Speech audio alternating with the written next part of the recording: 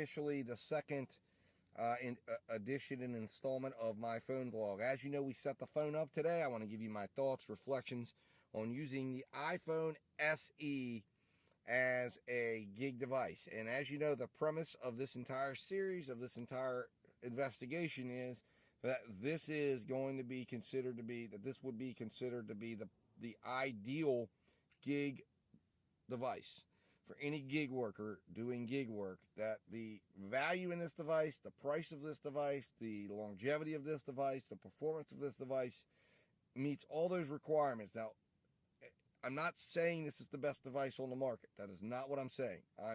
Clearly there's better. I own what I think is the best from a premium standpoint device on the market.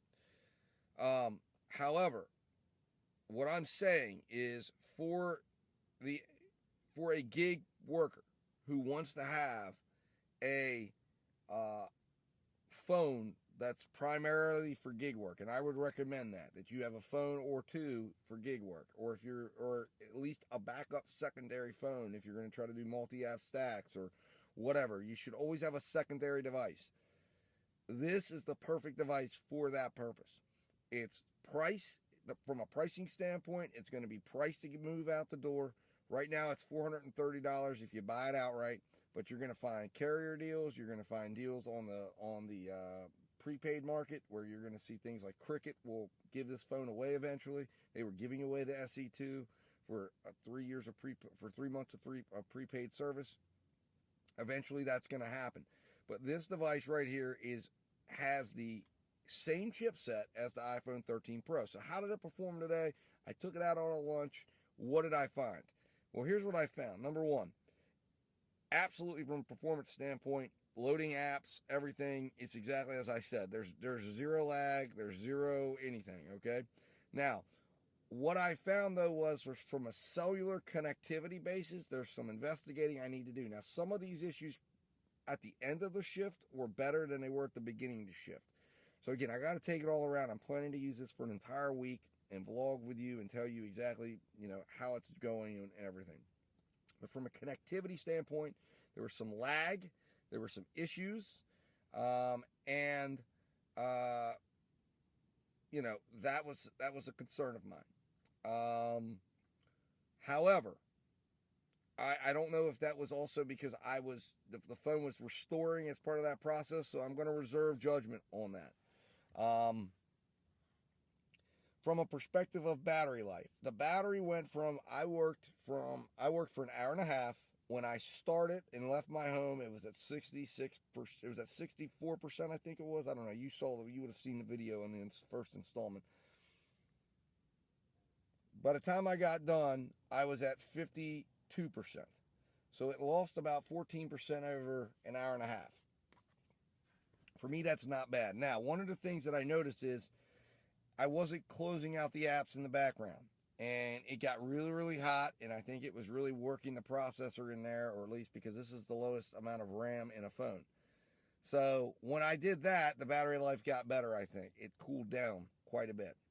The other issue that I've noticed is outside, even in the car right now. The glare factor, the visibility factor is definitely an issue. How much of an issue it is, I don't think it really made a tremendous impact at all. It's just if you're out in direct sunlight, this phone could be a problem. But overall, I would say this phone is living up to my expectations as a gig device. Would I recommend this phone as a primary phone for media consumption? No. There's better phones on the market and spend more money on it. But this phone for the purpose of saying, I'm going to buy it, I'm going to use it for gig apps. And man, look at that. I am active on DoorDash right now, just checking things out. But this area that I'm in is so bad. I don't normally work in this area anymore, but it's exactly why I left it. And there's zero movement on that.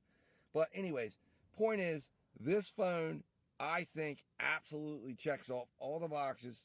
I think it's the best phone you can possibly buy right now in the low-end market. And if you can get a good deal on this phone, it is a go. It will last you for 5 strong years. You're going to get amazing value out of it. And the best part about it is is if you're debating, like, all right, do I want to spend $1,000 on a phone for my business phone, or what can I do? You could buy 3 of these phones for a price of a 256 gigabyte iPhone Pro. So I would recommend absolutely you consider this phone at this point.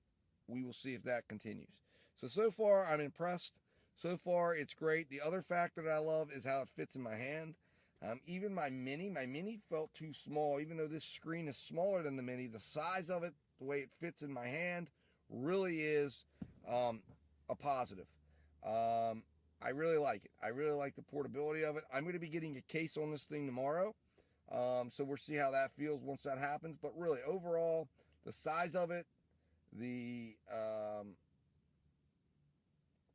fast nature of how it loads the apps, it's ticking off all the boxes. And again, I come back to the value. It is a great value phone that I think is truly, in my opinion, the way the apps work, the interaction with the apps, all that stuff, you're not going to get better. This is it right here. So far, that's my episode 2 conclusions. We will see if that holds. So I'm going to get into it, looking at camera footage and stuff like that, because again, this, if you were interested in vlogging, I think the camera, from what I've seen, I've shot a couple of small videos with it. I'm going to be using video from that within my ride-alongs. We'll see how it all processes out. But so far, everything is looking really solid. So, so far it's a go, I think. But we will continue to assess. Guys, I appreciate you watching. Give me your thoughts. If you're using this phone or you're using the SE2, give me your thoughts on what you think about it. For some reason, I just feel like this phone, the form factor, the home button, all of it, the way it's laid out, I really, really like it. I really, really like it. All right, guys, I'll be talking to you soon. I'll be filling you in here with a 3rd episode very soon with some more thoughts. I'm going out for dinner tonight. My plan is at the end of every shift to do a little reflections, where I'm at, how I'm feeling. Of course, while I'm riding along, I'll also be giving you my thoughts as well. And we'll go from there. Hopefully, you guys are enjoying what we're doing here. And like I said, I'm going to be putting it through the paces over the next week. All right, guys, I'll be talking to you soon. And go from there. Hit that subscribe button, guys. Make sure you're subscribed so you don't miss any of the videos coming out. On top of that, make sure you also like this video if you're enjoying it, and share it with anybody that you think could get some value out of it. All right, guys, talk to you soon.